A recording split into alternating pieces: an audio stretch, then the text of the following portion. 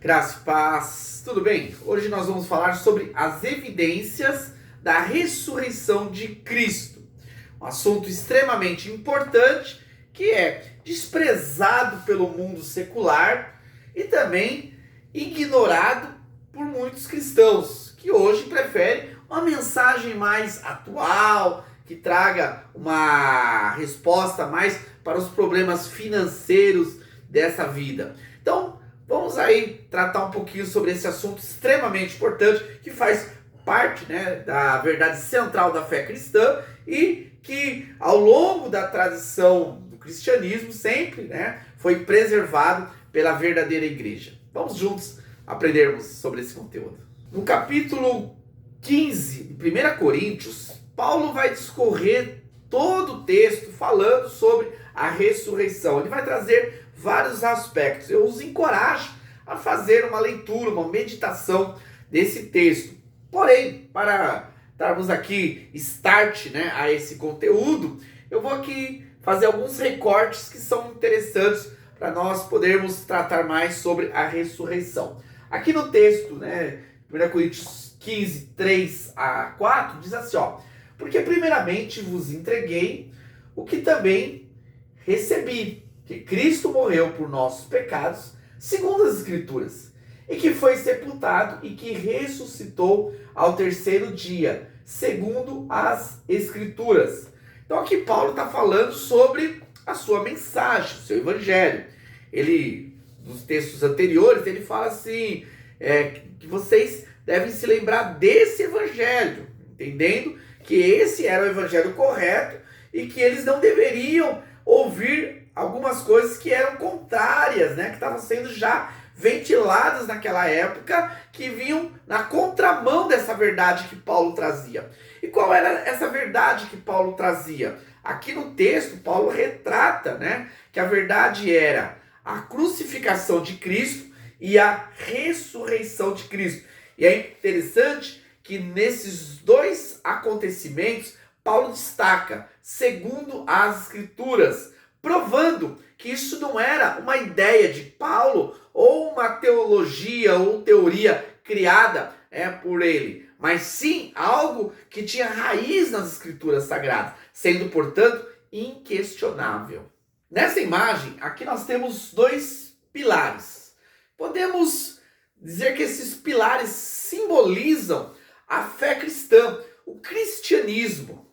Se o cristianismo não tivesse esses dois pilares, que são a morte de Cristo e a ressurreição, a fé cristã seria talvez a melhor religião, talvez o melhor padrão moral a ser estabelecido, talvez Jesus seria um grande homem que passou por essa terra, um grande profeta, mas ele não seria aquele que venceu a morte e que poderia trazer esperança pós-vida, pós-morte, melhor dizendo.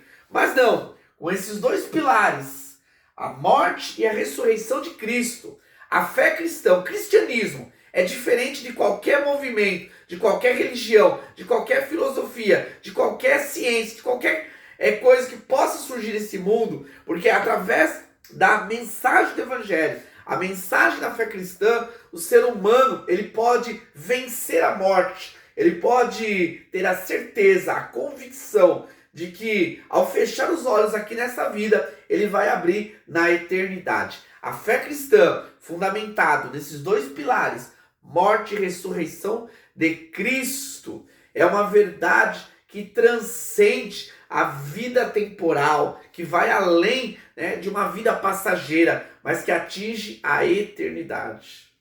E se Cristo não ressuscitou, é vã a nossa pregação e vã a nossa fé.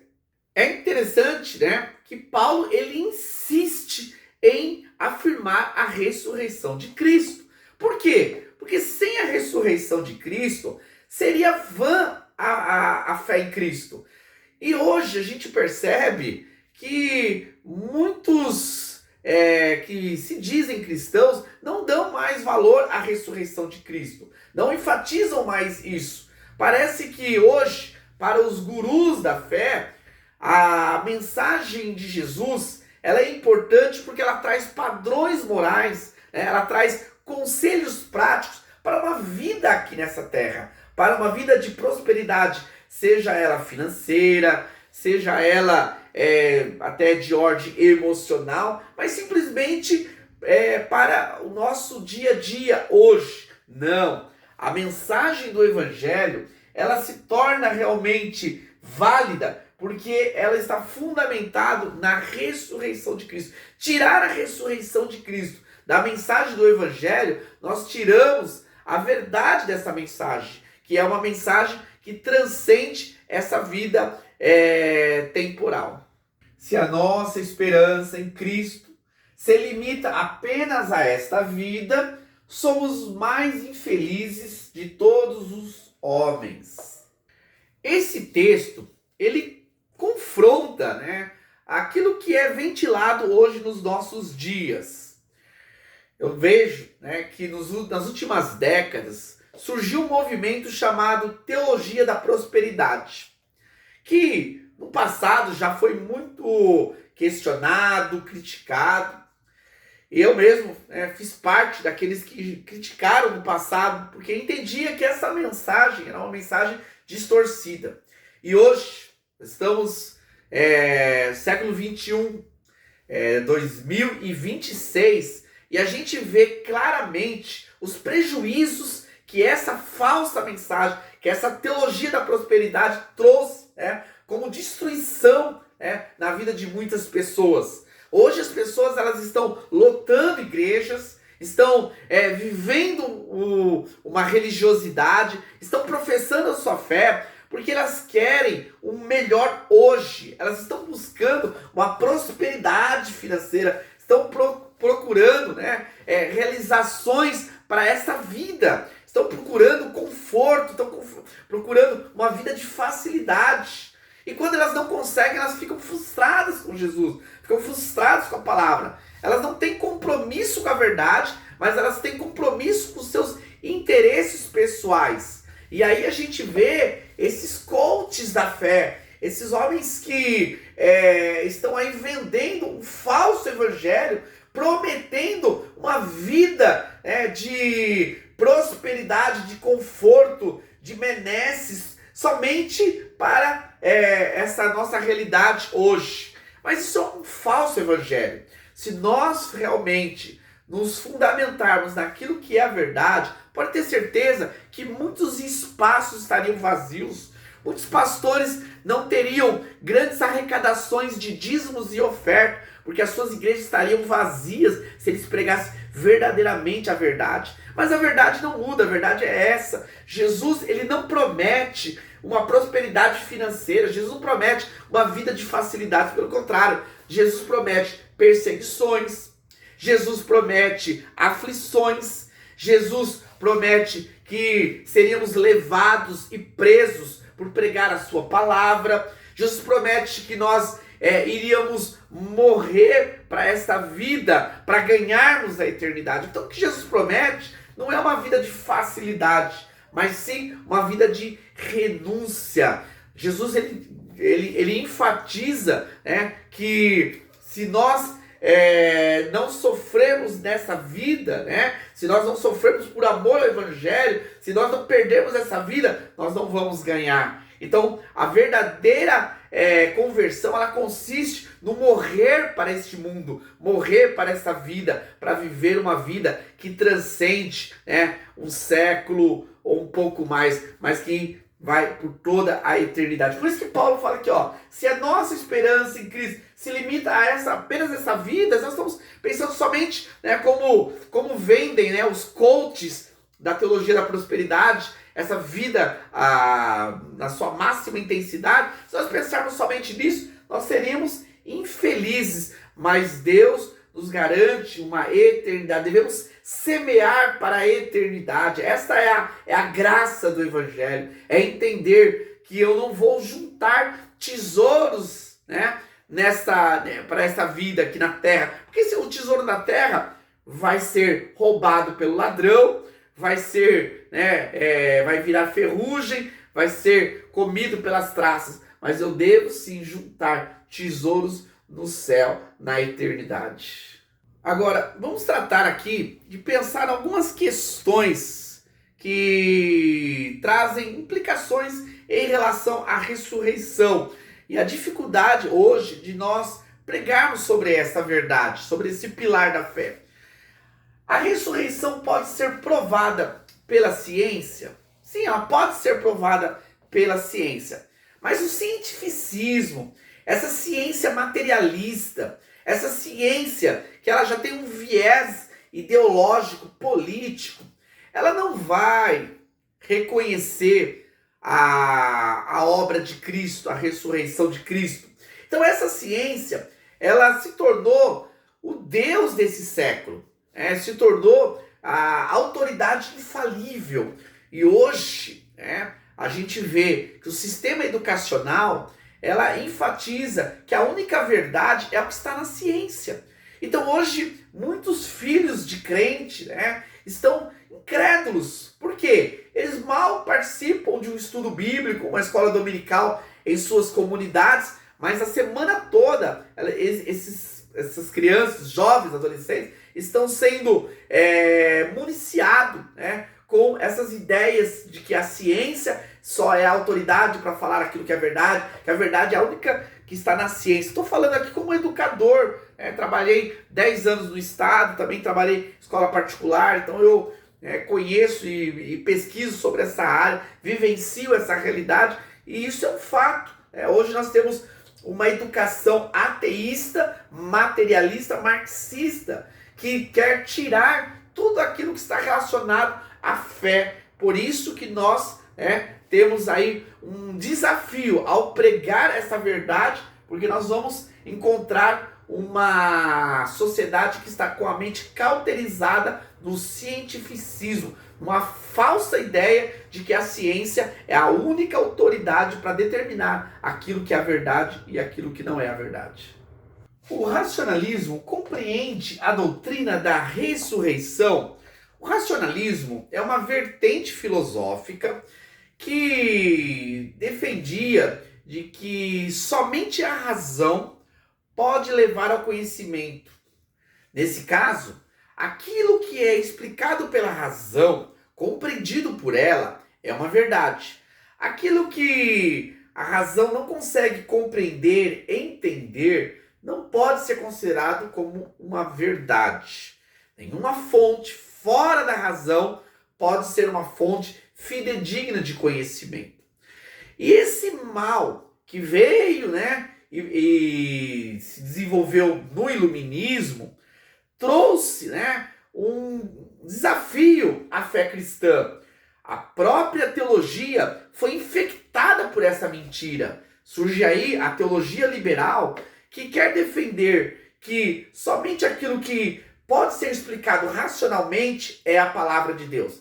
Aquilo que foge à razão humana não é a palavra de Deus, como se a razão corrompida pelo pecado, uma razão que está limitada em suas compreensões, uma razão que acaba entrando em contradição com outros raciocínios, pode ser uma autoridade infalível. Nada disso. Então a razão, ela é falha e tem conhecimentos que nós só vamos obter através da fé. Conhecimentos que Deus nos revela, ilumina a nossa mente para entender. Nesse caso, nós não podemos somente ficar preso àquilo que uma razão corrompida pode dizer que é verdade. Pelo contrário, Deus nos deu a razão, sim. Agora, a nossa razão, ela precisa estar submissa à verdade do Evangelho, à palavra de Deus.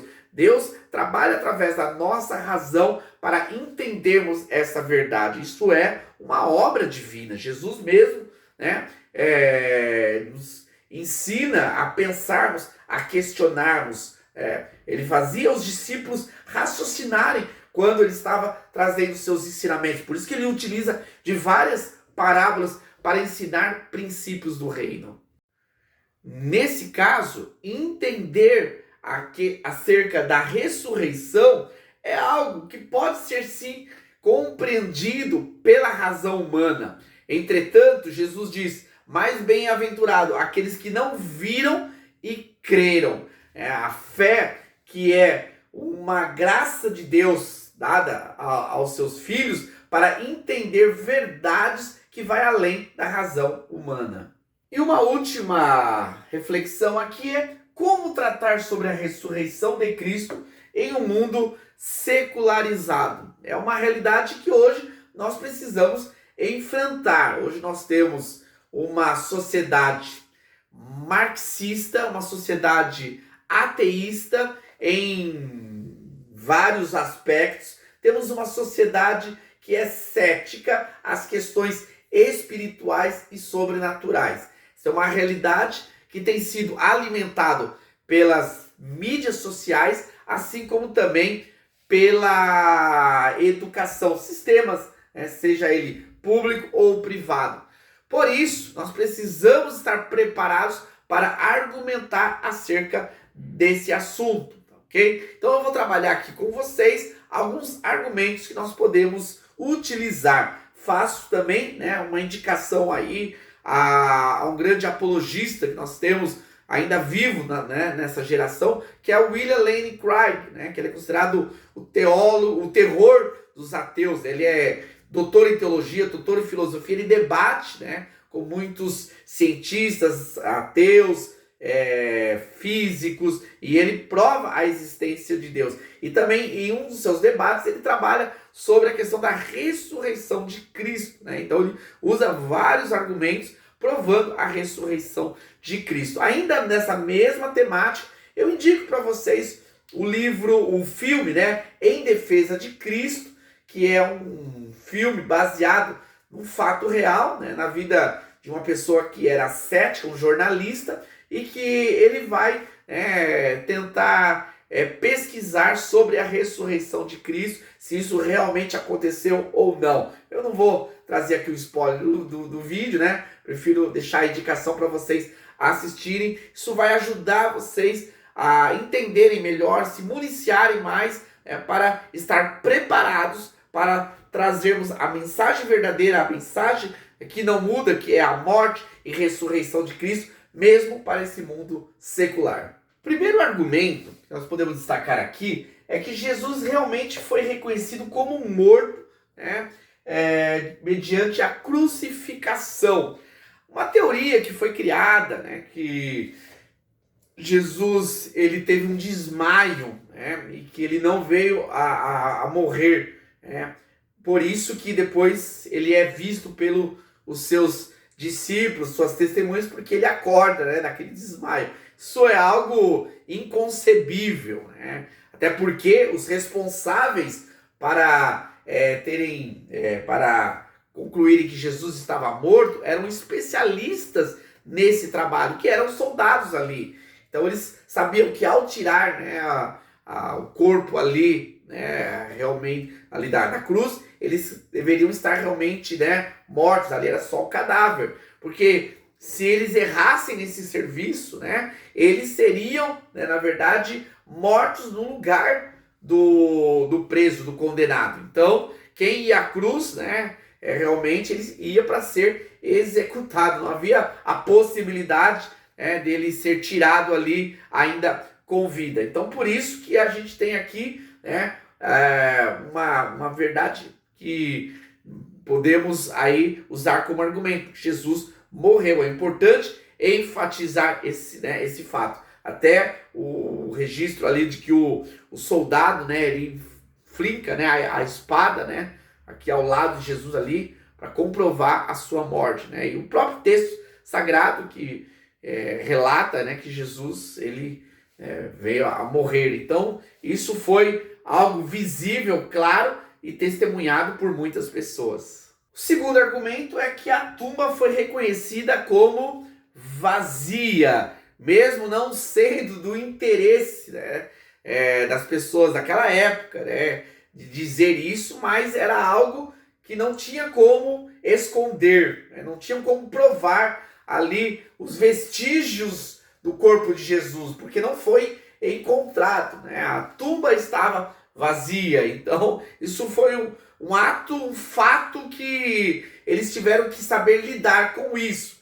criaram uma história que os discípulos à noite, né, foram lá e roubaram, mas isso, claro que não era verdade, até porque haviam soldados ali preparados para que isso não acontecesse, porque se isso acontecesse, isso prejudicaria os interesses ali dos judeus da época, aqueles que perseguiam Jesus, que eram, né, inimigos do mestre. Então, o fato da tumba ser reconhecida como vazia era uma notícia que eles não queriam dar, que eles não queriam afirmar, mas era a verdade, e isso foi um fato que levou, né, a ser um argumento irrefutável da ressurreição de Jesus. Jesus ressuscitou porque a tumba está vazia.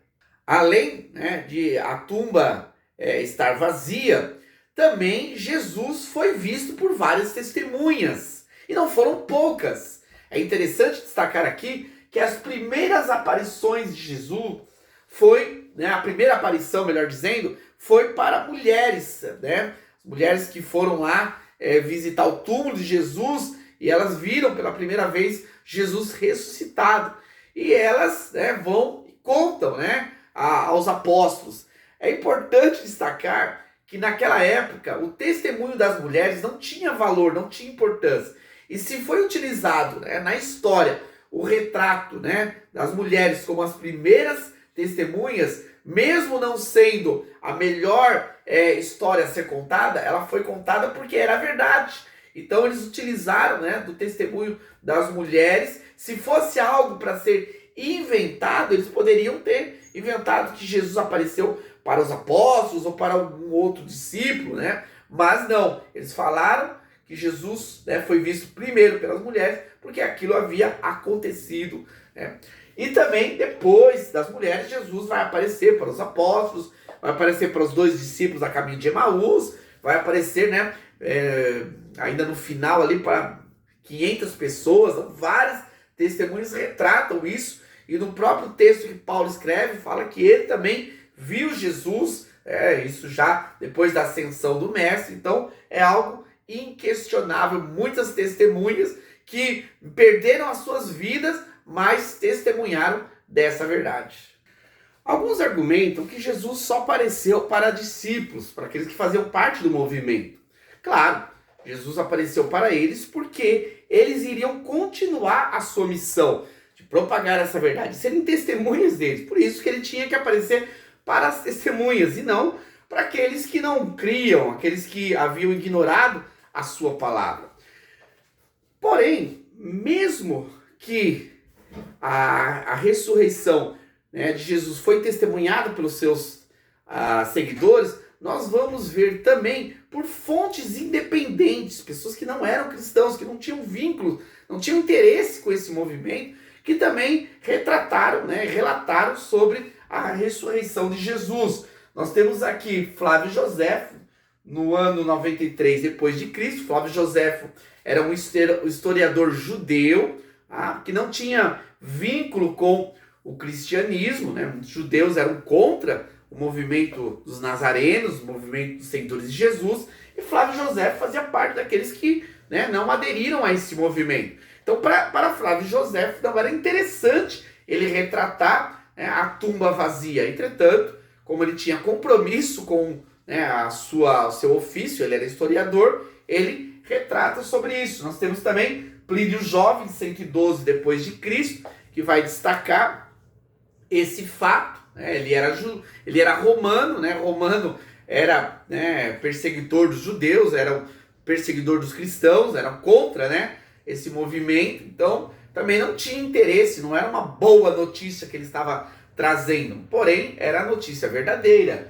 Tácito, também um reconhecido historiador romano, no século 116 depois de Cristo, também ali muito próximo, ele vai registrar isso. Então são fontes, né, que são independentes e que também vão na mesma direção que nós temos das escrituras que afirmam a ressurreição de Cristo. E também nós temos como argumento que a mensagem da ressurreição não era a melhor história. Se era para inventar uma história, como alguns afirmam, era melhor inventar uma história diferente, uma história de que eles pudessem preservar suas vidas. Porque a história que eles contaram levantou a fúria tanto dos religiosos judeus, assim como também do poderoso Império Romano. Mas mesmo assim, eles continuaram com essa história, porque era a história verdadeira, eles foram fiéis à sua consciência, aquilo que eles vivenciaram, ao fato da ressurreição de Jesus. Então, mesmo não sendo a melhor história, a história que trouxe para eles vários prejuízos e até a morte, mas assim era a história que deveria ser contada. Bom, terminamos aí a nossa explanação sobre as evidências da ressurreição de Cristo, uma aula que enche nosso coração, enche, né, a nossa alma de fé, de esperança. Espero que vocês possam ter sido edificados com esse conteúdo. É o meu canal, Wilson Silva Oficial. Eu compartilho aí conhecimentos bíblicos, teológicos e missionários, né? Então nos ajudem aí a levarmos, né, adiante essa verdade, essa mensagem. Então, puder deixar aí um like, compartilhar esse conteúdo e também, né, nos visitar aí no nosso canal. Nós temos vários conteúdos aí importantes para a edificação das vidas. Deus abençoe, muito obrigado.